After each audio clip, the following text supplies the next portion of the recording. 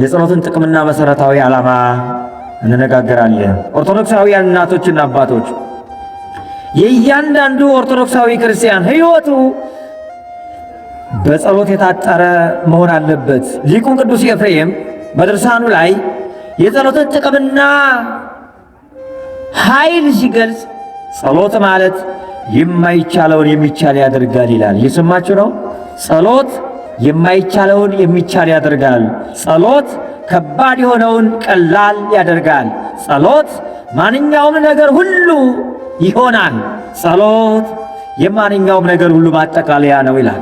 ጸሎት እምነት፣ ሕይወትና ሌሎችም ሁሉ ጥቅም አለው። ጸሎት መንፈስ ቅዱስ ሕይወት ከእኛ ጋር መሆኑን የምንገልጥበት መመሪያ ነው።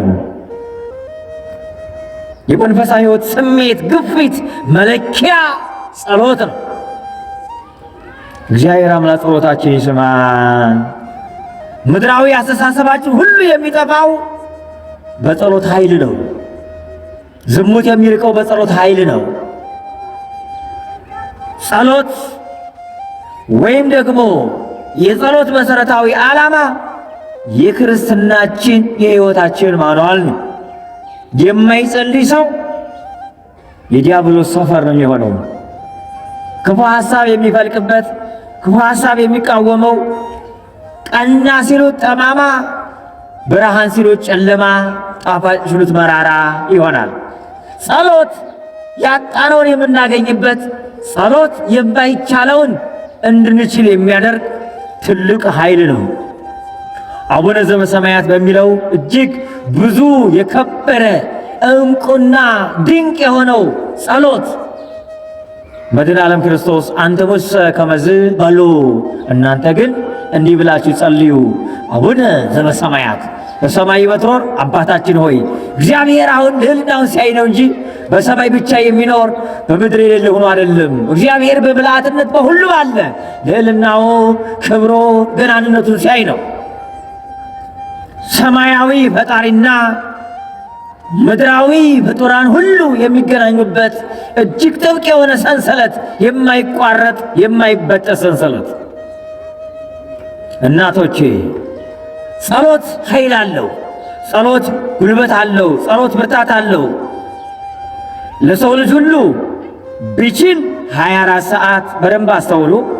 የጸሎት ጊዜያትን ስንዘረዝር ቢችል 24 ሰዓት፣ ከዛ ቢወርድ ደግሞ 12 ሰዓት፣ ከዛ ቢወርድ ደግሞ ሰባቱን ጊዜያት፣ ከዛ ቢወርድ ደግሞ ግዴታ ጠዋትና ማታ መጸለይ እንዳለበት በፍትሕ መንፈሳዊ አንቀጸ ጸሎት አንቀጽ 14 ላይ ይናገራል። ቅድስት ቤተ ክርስቲያን በእያንዳንዱ አኗኗርና ሕይወት ጥንቅቅ አድርጋ እንዴት፣ ለምን፣ ከምን የሚለውን ሐሳብ ይህን ዓለም እንዴት አሸንፈን መኖር እንዳለብን አባቶቻችን ከመንፈስ ቅዱስ ጋር እየተነጋገሩ ሥርዓት ሰርተውልን ሂደዋል። ጸሎት ሰው ከልዑል እግዚአብሔር ጋር የሚነጋገራት ኃይል ያላት ብርታት ያላት ናት። የተበደለ ድሃ ከንጉሥ እንደሚጮህ ሰው ሁሉ ወደ ልዑል እግዚአብሔር የሚጮህባት ጩኸት ናት ጸሎት ማለት። ባለፈው እያመሰገነ ለሚመጣው እየለመነ ጌትነቱን እየመሰከረ በደሉን እያመነ እግዚአብሔርም ራሱን ደስ የሚያሰኝባትን ጩኸት የሚጮህባት፣ ማመልከቻው ተዳፍኖ ተቀብሮ የማይቀርባት ግልጽ የሆነች ከእግዚአብሔር ጋር ፊት ለፊት እንደ ልጅና እንደ እናት ሆነን ከእግዚአብሔር ጋር የምንገናኝባት ናት ጸሎት ማለት። ሰው ለጸሎት ሲቆም እነዚህን ወሳኝ ነጥቦች መርሳት የለበትም። በደንብ አስተውሉ። ሰው ለጸሎት ሲቆም ከእግዚአብሔር ከአምላኩ ጋር ከማይገፋው፣ ከማይነቅፈው፣ ከማይጠላው፣ ከማይሰለቸው ከእግዚአብሔር ፊት በሞገስ በልጅነት በጣዕም በፍቅር ሲቆም እነዚህን ነገር መርሳት የለበትም። የመጀመሪያው በተደረገለት ነገር ማመስገን፣ ጌትነቱን መመስከር፣ በእርሱነቱ ውስጥ የጎደሉበትን ነገር እያሰበ እንዲመላለት መጠየቅ።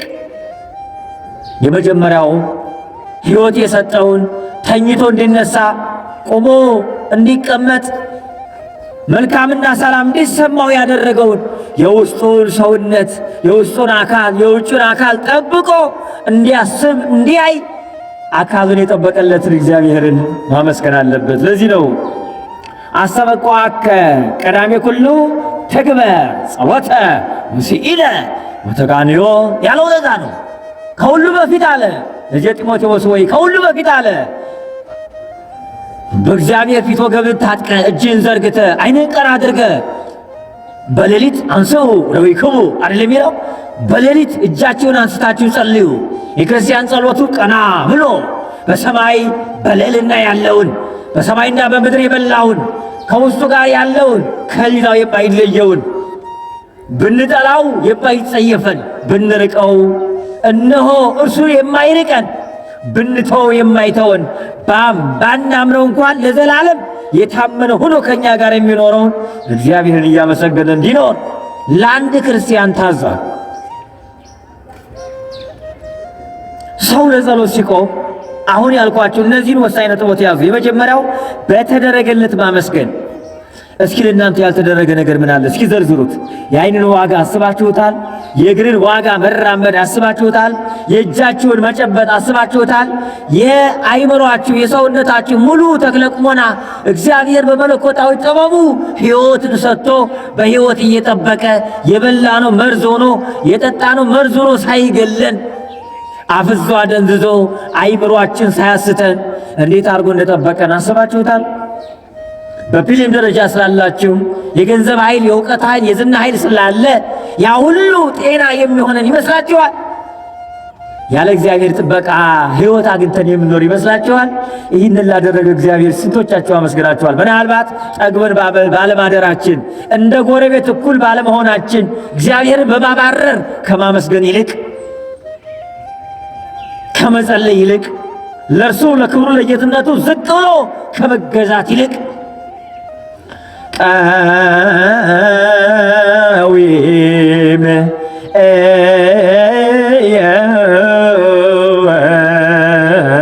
የወቂድ መስል ያለው እኮ ሶበ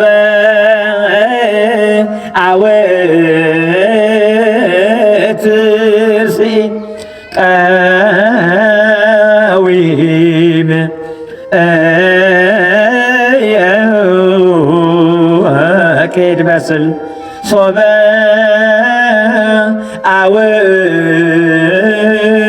አወትርሲ በብሂለኦ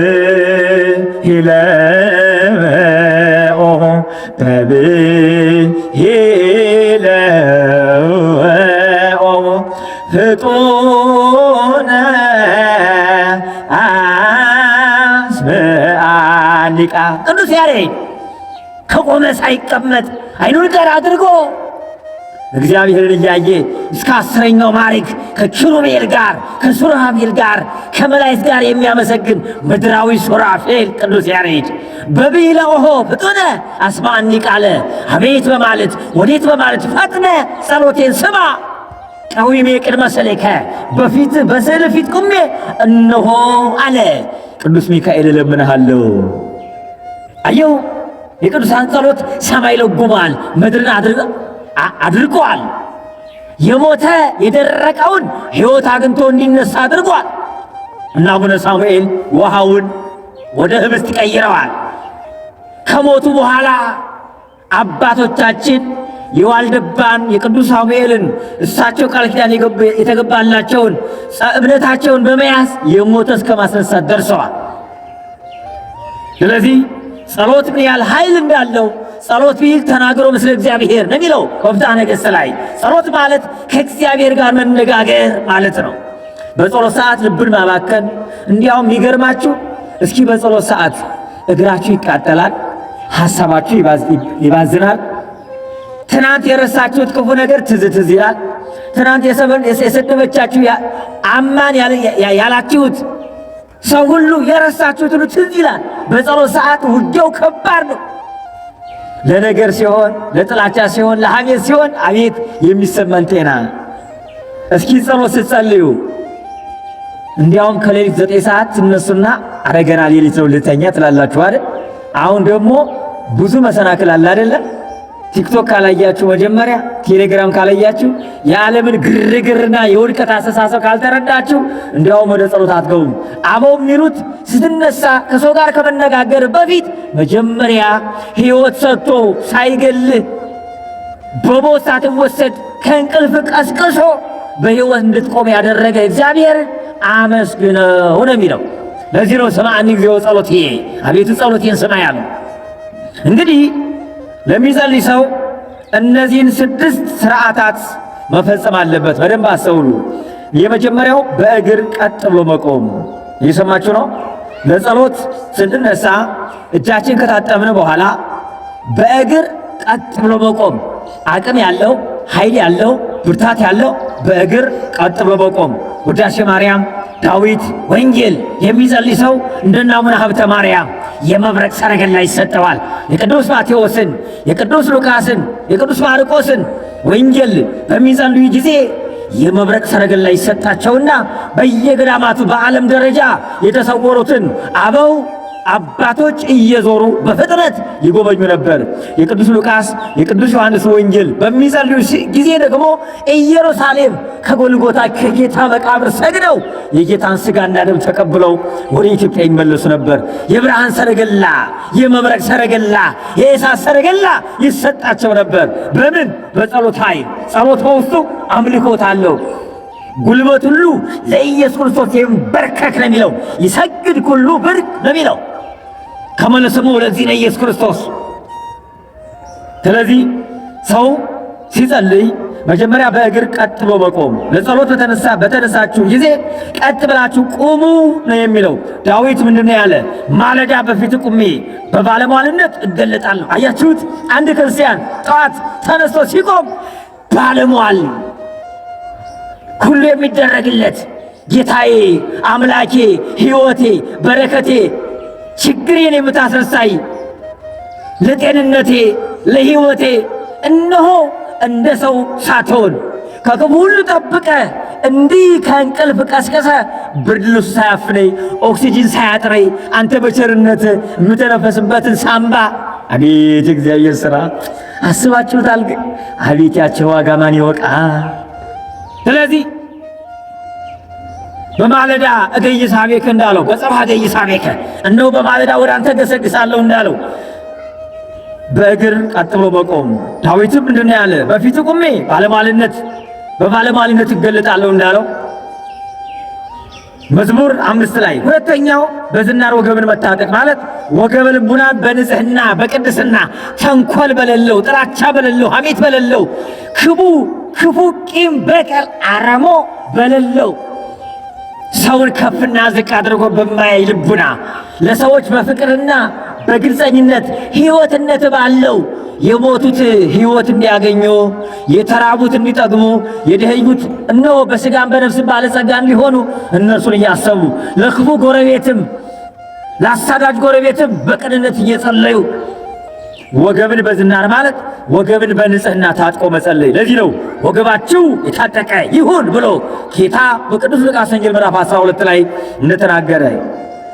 ሶስተኛ ፊትን ወደ ምስራቅ መመለስ ከመንተ መብረቅ ዘይመጽእ እምጽባሕ ወያስተሪ እስከ ዓረብ ከማሁ ምጽአቱ ለወልደ እግዚአብሔር እንዳለው ክብር ይግባውና የሰላማችን ሕይወትና ለኝታችን ጸሎታችን የሚሰማን ጉድለታችን የሚሞላ ስብራታችን የሚጠግን አባ ስንለው ልጆቼ ብሎ ሁሉ ሲክደን ሁሉ ሲርቀን ለአንድ አፍታ ለሰከንድና ለማይክሮ ሰከንድ የማይነጠል የማይለየን ሕይወታችን ጤንነታችን የሚጠብቅ ራቁነ ስንል እሱ ቀርቦ የሚያጽናናል፣ ራበ ስንል የሚያበላን አቤት ያ ስሙ በእኛ ላይ የነገሰው ኢየሱስ ክርስቶስ የጌቶች ጌታ የንጉሶች ሁሉ ንጉሥ የዓለማት ሁሉ ፈጣሪ ዛሎ ያለና የሚኖር ጌታ እርሱ። ወገኔ ጸሎት ምን ያህል ኃይል እንዳለው አስባችኋል? እናቶቼ እነ ፍቅርተ ክርስቶስ እነ ወለተ ጴጥሮስ ክፉ አረሚ ንጽሕናዋን ሊያጎድፍ በቀረባት ጊዜ ከሰውነቷ እንደ እሳት ነበልባል ወደ እሷ የቀረባትን ወንድ እንደ እሳት ያቃጥለው ነበር። አይደንቅም? ይሄ አይገርምም? ይሄ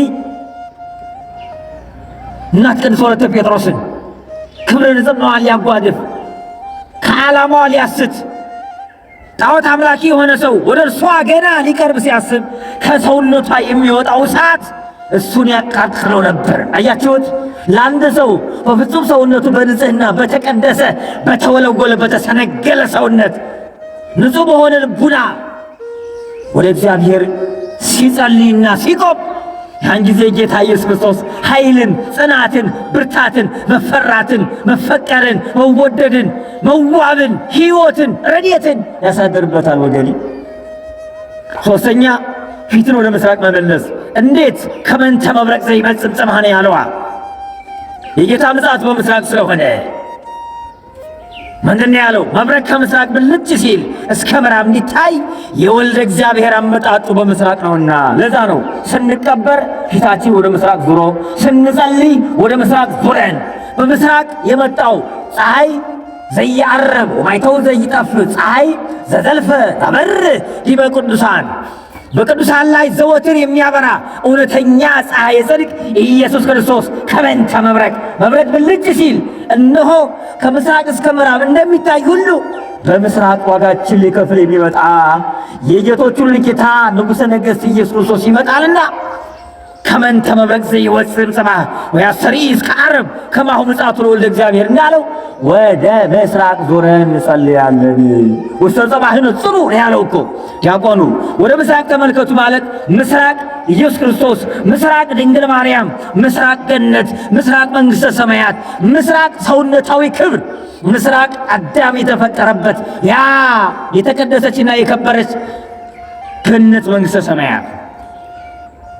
ለምን ፊታችን ወደ ምስራቅ መልሰን እንጸልያለን ካል እንዲሁ ወደ ምስራቅ መዞራችን ወዲያና ወዲህ በማየት ልቡናችን ማባከን አይገባምና፣ ስለዚህ ፊታችን ወደ ምስራቅ ዞረን ጌታ ኢየሱስ ክርስቶስ በደብረ ዘይት በመጨረሻው ዘመን በትንሣኤ ዘጉባኤ በስተ ምስራቅ እንደሚመጣ እያሰብን ወደ ምስራቅ ዞረን እንጸልያለን። አራተኛ ፊትን በትምህርተ መስቀል ማማተብ። እያሰባችሁ ነው? በስመ አብ አአትም እስኪ በሉ አአትም ገጽዬ ወኩለንታዬ በትምህርተ መስቀል። መላ ፊቴን በመስቀል ምልክት አማትባለሁ፣ ለጣቶቼ ሰልፍን እንዳለው ቅዱስ ዳዊት ያስተማርከኝ ይላል። ሰይጣን በትምህርተ መስቀል ይርዳል፣ ይንቀጠቀጣል። ስለዚህ ፊትን በትምህርተ መስቀል ማማተብ፣ ከዚህ ላይ ወደ ታች ከግራ ወደ ቀኝ፣ ከላይ ወደ ታች፣ ከግራ ወደ ቀኝ በደንብ አስተውሉ። እስኪ በስመ አብ በሉ እስኪ።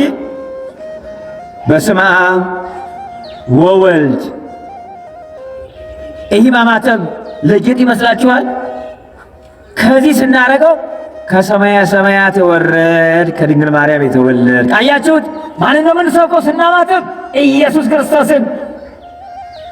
አካላዊ ቃል ኢየሱስ ክርስቶስ ምህሮን በበሳሉ በቸርነቱ ብዛት በይቅርታው ብዛት በርኅራኄው ብዛት መልኩን ሰጥቶ አርያውን ሰጥቶ ያከበረው የወደደው የሳመው ያፈቀረው የሰው ልጅ ከ22ቱ ስነ ፍጥረት ከ21ዱ ስነ ፍጥረት ለይተ ያከበርከው ያ ክቡርና ቅዱስ የሆነው ሰው ካከበርከው መርጠ ወደ መላእክት ዘወትር እንዲጎበኙት አድርገ ርኩሰትና ሕማም መፍረስና መበስበስ በሌለባት በገነት ያስቀመጥከው ያ ሰው ብታጣው መሬት ላይ ወድቆ ተንቆ ተጠቅጥቆ ጨልሞ ብታየው ከሰማይ ወደ ምድር ወረድ። ስለዚህ በስመ አብ ብለን ስናማትብ ከዚህ እንጀምራለን አይደል? ወደ ታች ስንወርድ ከሰማየ ሰማያት በአብ ፈቃድ በመንፈስ ቅዱስ ፈቃድ በአንተ ፈቃድ በስግው ቃልነት በስመ ግብ በወልድነት በመወለድ ቅድመ ዓለም ከአብ ባሕሪ ዘማሕሪ አካል ዘማካል የተወለድክ ድኅረ ዓለም ከድንግል ማርያም ከሥጋዋ ሥጋ ከነፍሷ ነፍስ ነሥተህ የተወለድክ ኢየሱስ ክርስቶስ እንለዋለን። ማየ ሕይወት በረከተ ሕይወት ህብስተ ሕይወት ኢየሱስ ክርስቶስ አንተ የጌቶች ሁሉ ጌታ ነህና እኛን ለማዳን ከሰማይ ወደ ምድር ወረድክ እንለዋለን። አራተኛው ምንድን ነው ያልኳችሁ? ፊትን በትምህርተ መስቀል ማማተብ፣ ከላይ ወደ ታች እንደገና ደግሞ ከግራ ወደ ቀኝ ስንል ደግሞ ከግራ ወደ ቀኝ ስናደርግ ደግሞ ሥጋዌውን እንሰብካለን። አያችሁት? ከቤተልሔም ጀምሮ ናሁ ድንግል ትጸንስ ወትወልድ ወልደ እንዳለው፣ እነሆ ድንግል ጸንሳለች ወንድ ልጅ ትወልዳለች እንዳለው ኢየሱስ ክርስቶስን እንሰብካለን።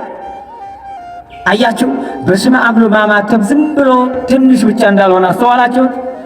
ከግራ ወደ ቀኝ ስናማትብ ከቤተልሔም ጀምሮ እስከ ቀራንዮ 3 ዓመት ከ3 ወር እስከ 40 ቀን በምድር ላይ ያስተማረውን ትምህርት ለእኛ ከጽንስ ጀምሮ እስከ ዕርገቱ ድረስ የከፈለውን ዋጋ ዳግም ዓለምን ለማሳለፍ የአባቴ ቡሩካን ሊለን እንደሚመጣ እያሰብን እንደገና ደግሞ ከግራ ወደ ምን ነው? ወደ ቀኝ። ዲያብሎስ ግራ ነው፣ ሲኦል ግራ ናት፣ ሞት ግራ ነው፣ ውድቀት ግራ ነው፣ ጨለማነት ግራ ነው። ወደ ቀኝ ወደ መንግሥተ ሰማያት ወደ ገነት፣ ወደ ቀኝ ወደ አንተነት እንድንሳብ እንድንመጣ ያደረግከን ማለት ነው። ስለዚህ ሥጋዌውን እንሰብካለን። ምን ስንል? በስመ አብ ስንል ከላይ ወደ ታች ከቀኝ ወደ ግራ ማማተብ ወልድ ከሰማየ ሰማያት የመውረዱ፣ ከግራ ወደ ቀኝ ማማተብ እኛን ከሐሳር ወደ ክብር ከሲኦል ወደ ገነት መመለሱ፣ ለስቅለት ያበቃውን ቸርነት እናስባለን። አያችሁት? በትምህርተ መስቀል ስንል ደግሞ ተሰቅሎ እንዳዳንን። ለዚህ ነው የአባቶቻችን የሐዋርያት ትእዛዝ ስለሆነ እተብ ገጸከ በዘይተሎ ለመንኮበያቲከ ነው የሚለው። ከአውራ ጣት ቀጥሎ ባለው ጣት ፊትህን በትምህርተ መስቀል አማትብ ይላል ሥርዓተ ሐዋርያት። እንደዚህ አድርገን ነው የምናማትብ። አንዳንዴ ካቶሊካውያን እንዲህ ያደርጋሉ አይደል? ክልኤ ባሕሪ ሲሉ ነው። እኛ ክልኤ ባሕሪ አንልም። ከሁለት አካል አንድ አካል፣ ከሁለት ባሕሪ አንድ ባሕሪ ነው የምንለው። እንዲህ ነው የምናማትብ። ሊቁ አካለ ወልድ ኢየሩሳሌም ሄደው ያ ሊቅ ከጎልጎታ ከኢየሱስ ክርስቶስ መቃብሩ ላይ ሲያማትቡ እንዴት እንዲህ አድርጎ ያማትባል በማለት ከሰሷቸው። እናንተ ሞኞች፣ እኛ ኦርቶዶክሳውያን ኢትዮጵያውያን እንዲህ አድርገን ማማተባችን አንደኛ ይህ ትምህርተ መስቀል ነው አይደል? ሁለተኛ ይቺ ስንት አስቃላት? 3 በስም በአካል በግብር። በስመ ግብር፣ በስመ ከዊን፣ በስመ አካል፣ በስመ ተዋሕዶ፣ በአንድነት በሦስትነት ምስጢረ ሥላሴን እቻ አንዷ ጣት ትሰብካለች። አብ ወልድ መንፈስ ቅዱስ ብላ የመጨረሻው ጥፍሩ ባይድ ነው አይደል? የሰማችሁ ነው። የመጨረሻው ጥፍሩ ይህ ከሦስቱ አካል አንዱ ወልድ ኢየሱስ ክርስቶስ ሥጋን መልበሱ ነው በማለት ምስጢረ ሥላሴና ነገረ ሥጋዌን በዚች በማማተብ ብቻ ሰብከው አስተምረው አሳምነው ተመልሰዋል። ስለዚህ አባቶቻችን ቅዱሳት ሐዋርያት እንዳስተማሩን እተብ ገጸከ በዘይተሎ ለመንኮበያቲከ እንዳሉ ከአውራ ጣት ቀጥሎ ባለው ጣት ፊትህን በትምህርተ መስቀል አማትብ እንዳሉ። ለምን ማማተብ? ሰይጣን እናርቅበታለን። ሙሴ ወገኖቹን ሞት እንዳይነካቸው የፋሲካው በግ ኢየሱስ ክርስቶስን በግንባራቸው እንደቀባ እጁን በዘረጋ ጊዜ እስራኤል ሊዋጉ የሄዱ ጠላቶች ሁሉ እንደ ቅጠል እንደረገፉ እኛም ደግሞ በምናማትብ ጊዜ ንጉሠ ሥጋ አጋንንት ድል ይሆናሉ። አጋንንት ድል ይሆናሉ። ክፉና ጥፉ የሆነ ሰው ድል ይሆናል። ስለዚህ ቤታችሁን ሲከፍቱ ጭምር ማማተብ አለባችሁ። ማዕዱን ማማተብ አለባችሁ። ቢሮ ከመግባታችሁ በፊት አማትባችሁ አቡነ ሰማያት ደግማችሁ መግባት አለባችሁ። ማማተብ እንዴት አይነት ኃይል አለው መሰላችሁ? በጣም ዝርዝር ሐሳብ አለው። ስለዚህ በጸሎት ሰዓት መስገድ እንደሚገባን ደግሞ ይናገራል። ጸሎት ስንጸልይ ዝም ብሎ አይደለም። ለምሳሌ አሁን በጸሎት ሰዓት የሚሰገድባቸውና የማይሰገድባቸው አሉ። ለማንኛውም በጸሎት የምንሰግደው ስግደት አምልኮት ስለሆነ እንሰግዳለን። ነገር ግን ሥጋው ደግሞ በተቀበልን ጊዜ በበዓለ እግዚእ፣ በበዓለ ድንግል ማርያም እንዲሁም ደግሞ በዕለተ ሰንበት በዚህ ሰዓት ግን አንሰግድም። ለምን? የመንግሥተ ሰማያት ምሳሌ ስለሆኑ። ይህን ካለ በኋላ አንድ ክርስቲያን ቢችል ስንት ጊዜ ይጸልይ ያልኳችሁ? ቢችል 24 ሰዓት፣ ባይችል በደንብ አስተውሉ 12 ሰዓት፣ ባይችል ደግሞ 7 ጊዜያት፣ ከዛ ባይችል ደግሞ ጠዋትና ማታ ከቤተ ክርስቲያን ሄዶ ይጸልይ ነው የሚለው። መቼና መቼ? የጠዋት ጸሎትና የማታ ጸሎት ግዴታ በፍትሐ መንፈሳዊ አንቀጽ 14 አንቀጽ ጸሎት ላይ ቤተ ክርስቲያን ሄደን እንጸልይ ፍትሐ ነገሥቱ ያዛል። በየጊዜያቱ ከሚጸለይ የዳዊት ጸሎታት በደንብ ተከፋፍሎ ተሰጥቶታል። አምላኬ አምላኬ እገይሳቤከ በሰማይ አነብብ ለከ እስመ ኮንከኒ ረዳኢ፣ በማለዳ እናገራለሁ ረዳቴ ሆነኛልና አምላኬ ሆነኛልና ተስፋዬ ሆነኛልና ሲል ቅዱስ ዳዊት እንደተናገረው ጠዋት ተነስተን ወደ ቤተ እግዚአብሔር ጸሎት እናደርጋለን። በዚህ መካከል በትዳር ውስጥ ያሉ ወራዊ ግዳጅ ያሉ ከአርባ ክንድ ርቀው ያ ማለት ምግብ እስከሚበላበት ገብተው መጸለይ ይችላሉ።